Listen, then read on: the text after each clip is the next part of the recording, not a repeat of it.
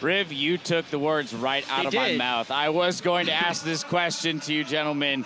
Alistar over to RNG after we had made such a big deal about not giving them that champion, and Mata's made it known, give me that champion, I will win you the game. Scrap that. They gave RNG their best champions in every single role. Like, if RNG could go into a blind pick game of League of Legends right now, that is the composition they would lock in.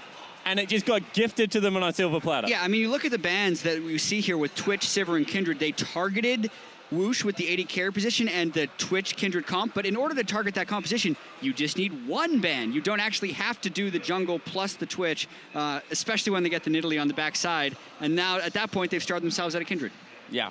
Yeah, the Kindred ban, I think, is what's really terrifying to me.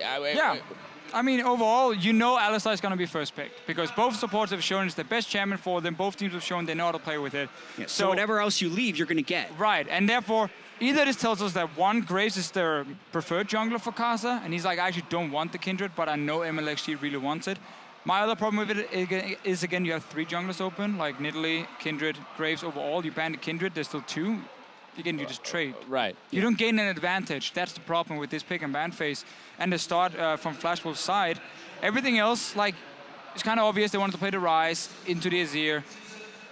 Their own AD carry is now staffed of picks. NL is an old school Caitlyn player. Legacy.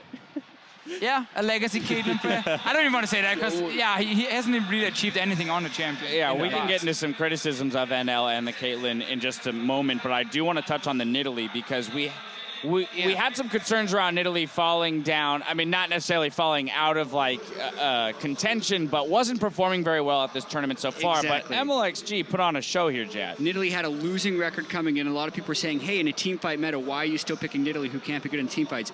Because you can still win the game off the back of a good Nidalee. The way mlxg hard farmed his way 20 CS ahead of Graves, which, by the way, Graves can do nothing about. Nidalee just farms faster than Graves. And then he also converted a few kills, and once that happened, he was 3,000 gold ahead of pretty much everyone else on Flash Wolves, and he just snowballed the game. We saw that absolutely insane triple kill pickup in the bot lane. I mean, there were a couple moments where it was like maybe Flash Wolves got robbed of a kill in that exchange in terms of the amount of health left over. But let's talk about ganking teleporting lanes, because double TP is always so crucial in this game, but they go into MMD's lane. That means that most Maple can join, so it's not going to be an uneven team fight. And you can see that, sure, you know, wuxx survives by the skin of his teeth. Looper saving the day. Yeah, but this is just how RNG love to play League of Legends right now. Scrappy.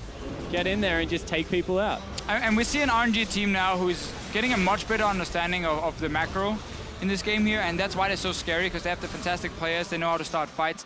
In this case here, they know they can actually roam down because they already had river control, which means they can just run a much shorter route to the bottom lane and join, where we have the Flash Wolf team running from like tier 2 towers through their own jungle all the way down. And those 3, 4, 5 seconds, they matter so much in these early skirmishes because we see one of the members die for Flash Wolf before anyone even shows up. And it's partially based in the Nidalee why we see a faster game, but I also feel like RNG is gaining confidence the longer they stay undefeated. Yep. Their first game against CLG, they didn't know what Aurelion Sol did, and they were really on their back feet. Like, that's not probably Yeah, would you still say that's the game they were the closest to losing? Absolutely, that was a game they're close to learning. Ever since then, they've been getting better and better and better. Their first win against SKT, I think, has really just surged them through the rest of that. And this was the first game that I really saw them snowball it super hard, and it's really scary, the fact that they can now do that as well as win the team fights in the close games. And let's talk about the fact that RNG was able to pick up first Dragon and Rift Herald, even the second Dragon and second Rift Herald, without seeming to having to sacrifice anything there. Is that more a condemnation of Flash Wolves there and their inability to take an advantage off of it, Deficio? Yeah, if a team can get both objectives in the river in a lane swap, it's obviously a good job by them, but it's actually a worse job by the other team in the swap. Because what went wrong here for Flash Wolves was, after taking the tier 1 top tower, they didn't recall to bottom side. That is perfectly fine. But actually what ends up happening is Karsa stops to clear a pink ward.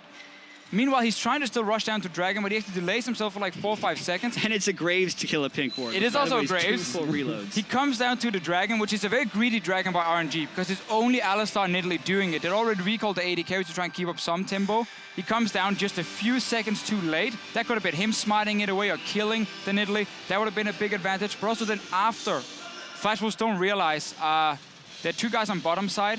MMD didn't push out the top lane, and that meant when they traded for the next tier 2 towers, they actually were even, and Flashwolves didn't gain any advantage. And let's take this step further. When they finally do free up side lane farm, it's not MMD getting the gold. They actually try and send NL there, and it just, you know. I went back and looked at that. NL took 12 CS top lane, while RNG was setting up and pushing bottom lane, and then you're like, wait a minute, I should be bot lane defending right now. And then he moves down, and they lose even more. So you're saying you don't approve? I do not approve of Flashwolves lane swap. All right, Deficio does not approve, but You just RNG... have to be better than the other guys. That's true, and RNG played it well. That is very much true. Motto to live by, or to play by, rather. Yeah. Anyway, Perfect. Just a little better. Just a little bit better than everyone else. All right, well, RNG continuing their undefeated run here at MSI. We're going to step away, but meet us back here for our third game of the day as SK Telecom duke it out with Counterlogic Gaming. The midseason Invitational returns after this.